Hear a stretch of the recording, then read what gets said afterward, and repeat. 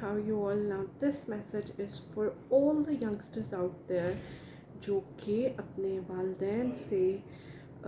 किसी भी फॉर्म में नाफरमानी करते हैं, उनसे बदतमीज़ी करते हैं एंड डिसोबे करते हैं उनके हुक्म को. I mean you don't understand this fact when you are a teenager, या उससे आप छोटे होते फिर तो चलें समझ आती है कि आप में आपका जो लॉजिकल ब्रेन है वो काम नहीं कर रहा and your emotional brain is stronger than your logical brain when you are under the age of 7 years. But when you are in the teenage and when you have crossed your teenage and you are in your 20s, अगर तब आप अपने वालिदैन की नाफरमानी करते हैं तो आप मेरे नज़दीक दुनिया का सबसे जो मोहतरम, सबसे जो प्यारा रिश्ता है, आप उसके साथ ज़्यादती कर रहे हैं. You come to know their importance when you get married or when you have parents yourself. Because तब जब आपकी ज़िंदगी में एक ऐसा इंसान आता है ना जो कि आपको उस तरह की ना तो उस इंटेंसिटी का प्यार दे सकता है, ना ही उतनी बेलौस आपके साथ उसकी एफिलिएशन होती है जितनी एक वालिद या वालदा की अपने बच्चे से होती है जिसको उसने ख़ुद जना होता है, जितना लॉयल वो होता है. बाकी दुनिया के तमाम रिलेशंस इंटरेस्ट बेस्ड रिलेशंस होते हैं. And then when you get married और आप ये फील करते हैं कि जब एक अगला इंसान आपको आके आपकी ख्वाहिशात को मार के आपको ग्राउंड करता है और आपको बताता है कि एक्चुअली आप हो क्या,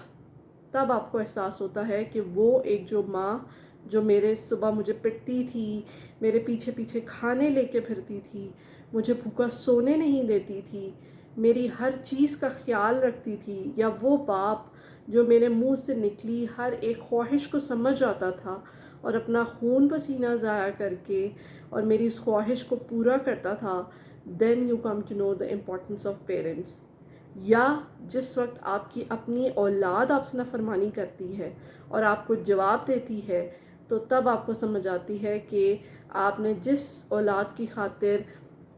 इतना सैक्रिफाइस किया होता है, अपनी तमाम जिसको कहते हैं ना, अपनी तमाम ख्वाहिशात को पीछे रखते हुए, अपनी औलाद को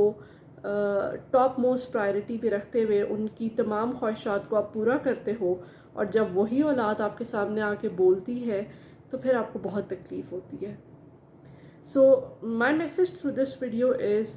कि वो तमाम लोग जो किसी भी फॉर्म में अपने वालिद या अपनी वालदा की नाफरमानी करते हैं, उनकी बात नहीं मानते या उनको आगे से बातें सुनाते हैं, please grow up, please grow up. ये ऐसे रिश्ते हैं जो कि अनमोल है, जिनका कोई मेरे नज़दीक जिनका कोई नेमुल बदल ही नहीं है, और आपको इनकी कदर उस वक्त आना शुरू होती है व्हेन दे गेट ओल्ड, और आपके जहन में एक वो फीलिंग आपको एक घंटी खटखटा रही ऐसे होती है आपके कानों में कि there will come a time जब